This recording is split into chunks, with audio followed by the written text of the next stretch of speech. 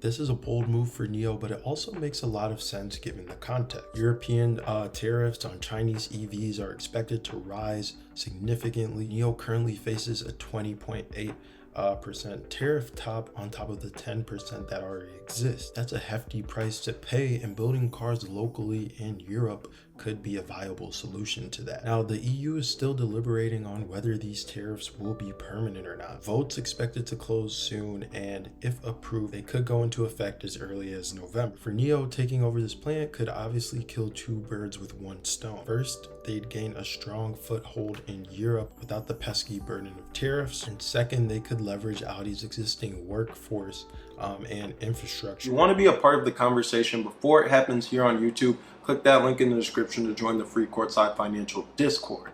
What's going on, everyone? My name's Obi, and welcome back to the Courtside Financial Podcast, the podcast where we talk about business and technology. Today, we're going to be talking about the EV industry. We're going to be looking at it as a whole. Once again, we're going to be looking at some of NIO's competitors like Li Auto and BMW. So this is going to be a super insightful episode. I like to think it always is. But if you're new to the channel, make sure you hit the like button, make sure you hit the subscribe button, click the notification bell icon, and leave a comment down below. Your engagement really does go a long way in helping out the channel, helping us to continue reaching a broader audience. So without further ado, let's get into today's episode.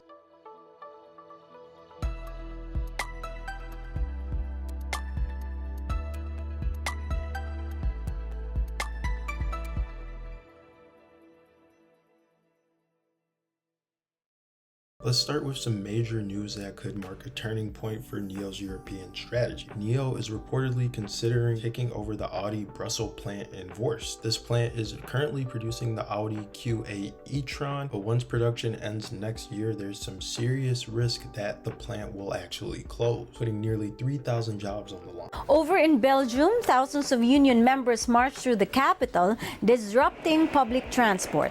The protest is in support of workers of carmaker Audi amid a potential closure of its plant in southern Brussels.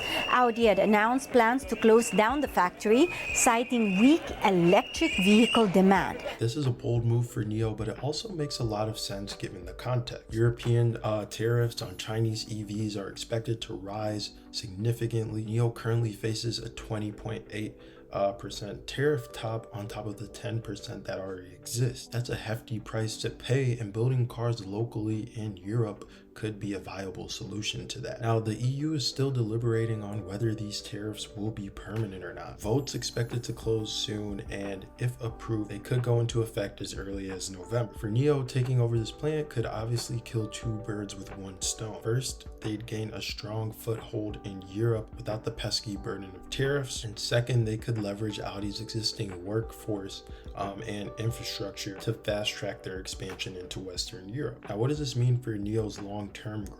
Well, the European market is critical for NIO's ambitions, especially as the competition heats up. Having local production in Belgium could significantly boost trust that Europeans have in the brand, showing customers that NIO's here to stay and also help contribute to the economy. But let's not forget, breaking into Europe isn't easy, especially when it comes to the world of automotive. NIO's initial foray into the sector hasn't gone as smoothly as planned. Sales have been slower than expected, and competition is obviously fierce. However, with a potential new base of operations, this could be exactly what NIO needs. While NIO's making strategic moves in Europe, competitors like BMW and Li Auto are facing some of their own struggle. Let's start with BMW. We've seen reports that BMW has been forced to cancel dealership authorizations in places like Xiamen due to a broken capital chain. Xiamen Zhongbo Bao, forgive me if I'm saying that wrong,